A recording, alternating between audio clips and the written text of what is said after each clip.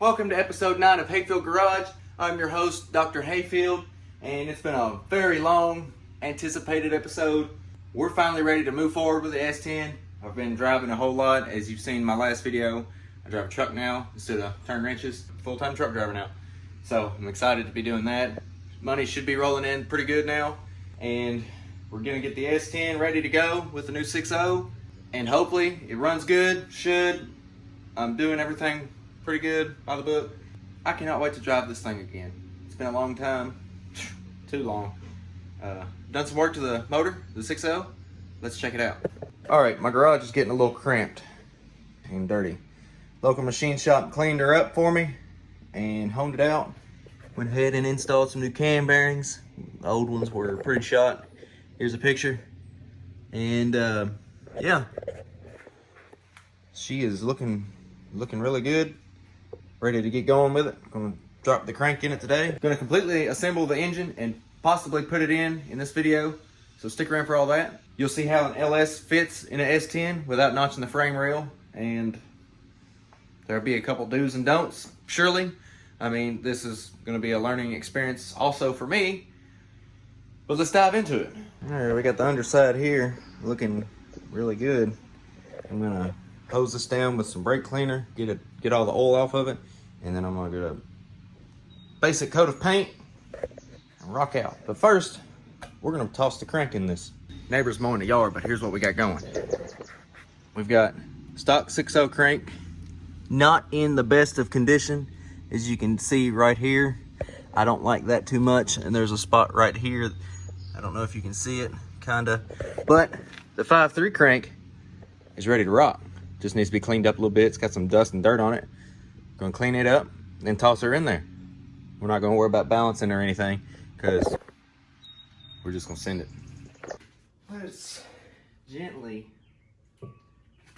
mate this 5.3 with this 5.3 crank with this 6-liter. Just like that. Not as gentle as I wanted, and it will be all right in the morning.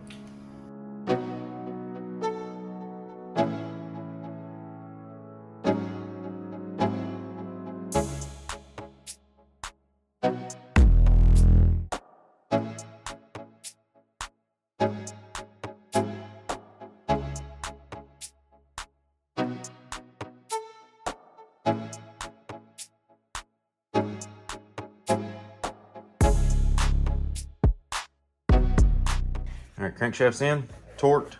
Now we move on to the pistons. Gonna pop the bearings in the pistons and rock out.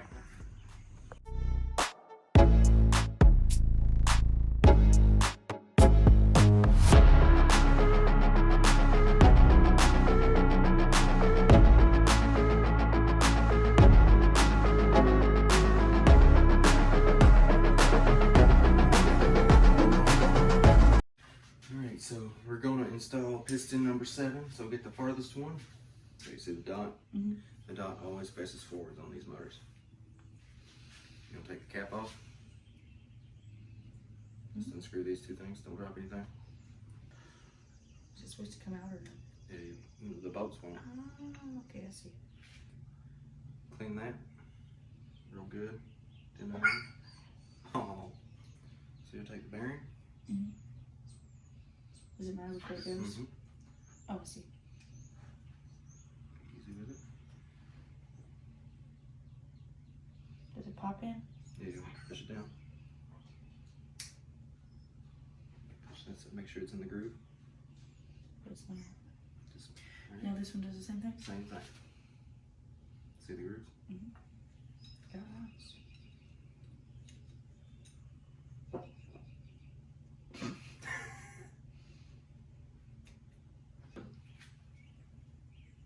It does it up here? It's gonna be really thick. Ooh. Right. It's like grease. Don't wipe it off. Put it on the bearing. Well, I'm trying to. You just gonna have to do right it here? all over. All everywhere. Look at your rings. Mm-hmm. You see the gap right there? Mm-hmm. You want those to be about 180. See this? All right, so you got this gap, and then you got this gap. You want them to be so opposite each other. Yeah, I don't want anything. Like that? Mm-hmm. This is dumb. You need like a ratchet in one.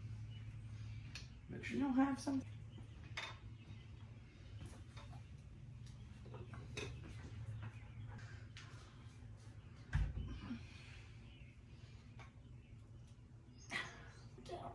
There we go. It is now.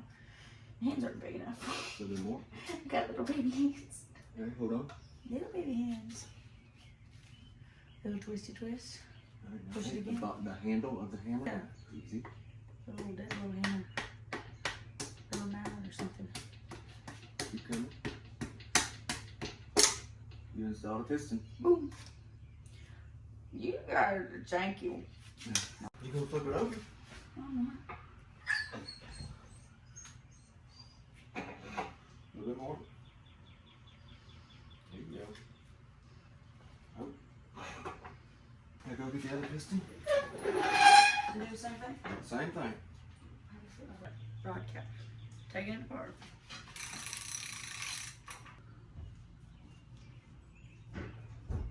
Wipe Wipe it all down. I need some more roll. First you gotta put the bearings in. Sure. These two. Oh Lord. Snap, snap. Now I need some more roll. Wipe your fingers off, make sure they're clean. They're definitely.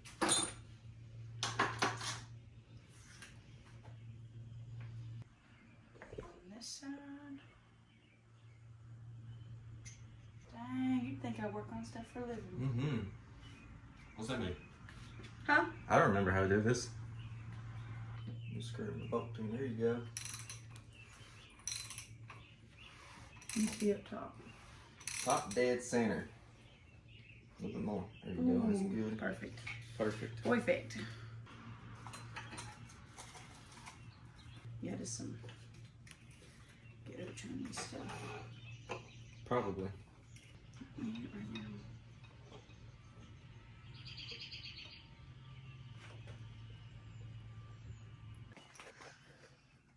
What'd you do? You install a piston? Mm-hmm. By myself. All by you, lonesome? Somebody didn't hit record. Oh, smart. You got the cap on there? Yep. Good deal. Let's go check on the dog. Hand tight. Ooh, that's slippery. You got to clean this out before you maybe break my neck. What are you doing, girl? Get back in there. Okay, day 2, we got kind of stopped. Well, last time by some tornadoes, but we're gonna continue working. I gotta clean this up, paint it real quick, pop the pickup tube on, windage tray, the oil pan, and then I'm putting it in the truck tonight. So let's get into the action.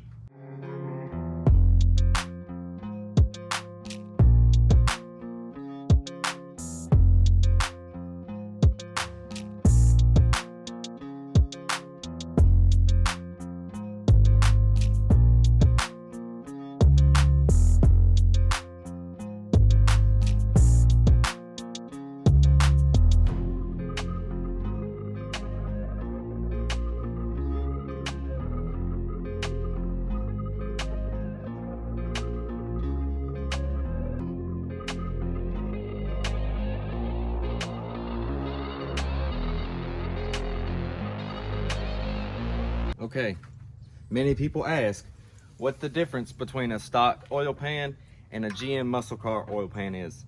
And the main difference is obviously the way it sits right here. I have the oil pans, I will compare them. And also the pickup tube. As you can see here, I've got them about as good as I can get them. That is the main difference.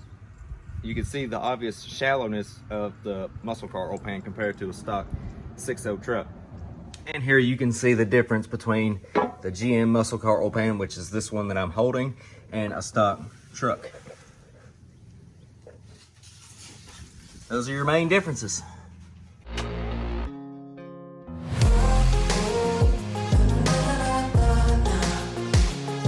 Okay, as you can see, we got the engine coming down. Now, what you gotta be sure of, if you're doing this without a transmission, you should be okay. But you just gotta make sure that it doesn't hit your cross member if you don't notch it. And if it does, you'll have to tilt it and do all kinds of stuff.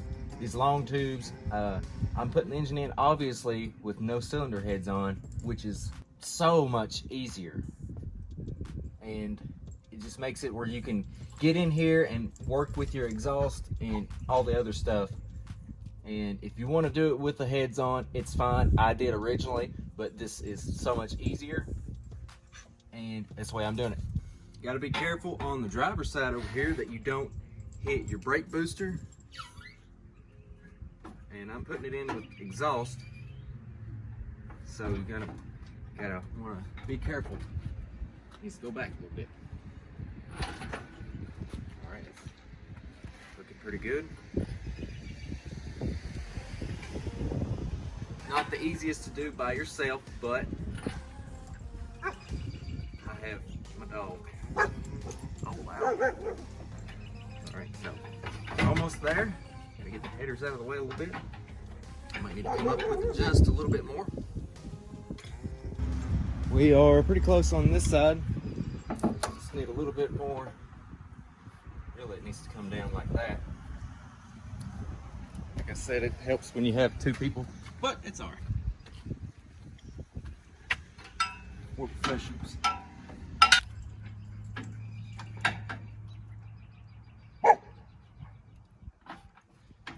All right. You can see down in there the clearance the oil pan has. Not much, but it does have clearance. There's the motor mounts.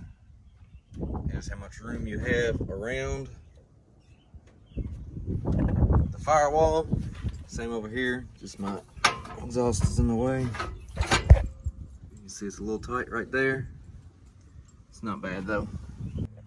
Look how big the girl got. Why is she so big? Since last time she was on there. Oh, also, the wife got a new car. It's gonna be all for this episode. It's been a long time coming. Make sure you drop a like, comment, subscribe. Get ready for more action in the next couple of videos. You gonna do my outro? Stick around for Hayfield Garage episode 10, where we proceed to putting it back together. We'll see.